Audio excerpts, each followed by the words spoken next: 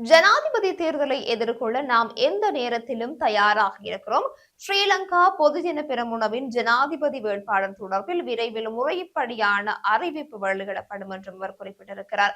அதேவேளை ஹமாந்தோட்டையில் இருந்தாலும் கொழும்பில் இருந்தாலும் நமது கட்சிக்குரிய ஆலோசனையை வழங்கி கட்சியை மஹிந்த ராஜபக்ஷ திறம்பட வழிநடத்துவார் என்றும் குறிப்பிடப்பட்டிருக்கிறது.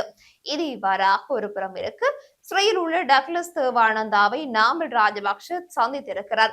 ஏபிடிபியின் செயலாளர் நாயகமும் முன்னாள் கடற்றொழில் அமைச்சருமான டக்ளஸ் தேவானந்தாவை நாடாளுமன்ற உறுப்பினர் நாமல் ராஜபக்ஷ நேற்றைய தினம் சந்தித்திருக்கிறார். டக்ளஸ் தேவானந்தா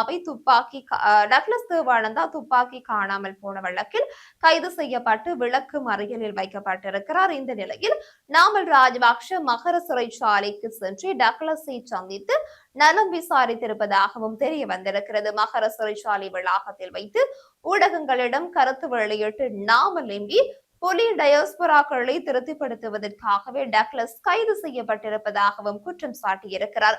டக்ளஸ் தேவானந்தாவிற்கு ராணுவத்தால் வழங்கப்பட்ட துப்பாக்கிகளில் ஒன்று பாதாள உலகக்குழு உறுப்பினர் வசம் சென்ற விவகாரம் தொடர்பிலேயே டக்ளஸ் தேவானந்தா அண்மையில் கைது செய்யப்பட்டிருந்தார்.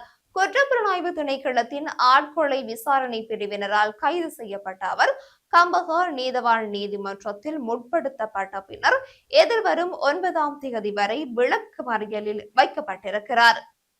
திருகோணமலை நிலாவளி அடம்புடை பகுதியில் சிறு மீன்பிடி தொழிலாளர்களின் வாழ்வாதாரத்தை பாதுகாக்குமாறு கோரி கொழும்பு குற்றவியல் திணைக்களத்தில் முறைப்பாடு ஒன்று பதிவு செய்யப்பட்டிருக்கிறது. இது குறித்து கருத்து தெரிவித்த நிலாவளி சிறு மீன்பிடியாளர் சங்கத்தின் தலைவர் குறிப்பிட்டுள்ள விடயம் போது எமது மீன்பிடியை மேற்கொள்ளும் காணியான சுமார் 150 ஏக்கர் காணியை தனிநபர் ஒருவருக்கு ஆக்கிரமிப்பு செய்துள்ளனர்.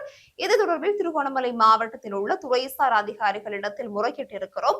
எந்தவிதமான பலனும் இல்லை என்றும் அவர் குறிப்பிட்டிருக்கிறார். இதனால் தற்போது கொழும்பு குற்றவியல் திணைக்களத்தில் காணி மோசடி பிரிவில் முறைப்பாடு செய்துள்ளோம். மேலும் ஜனாதிபதி செயலகத்தில் கடற்றொழில் அமைச்சு உள்ளிட்ட முக்கிய அரசு திணைக்களங்களிலும் முறையிட்டிருப்பதாகவும் அவர் குறிப்பிட்டிருக்கிறார்.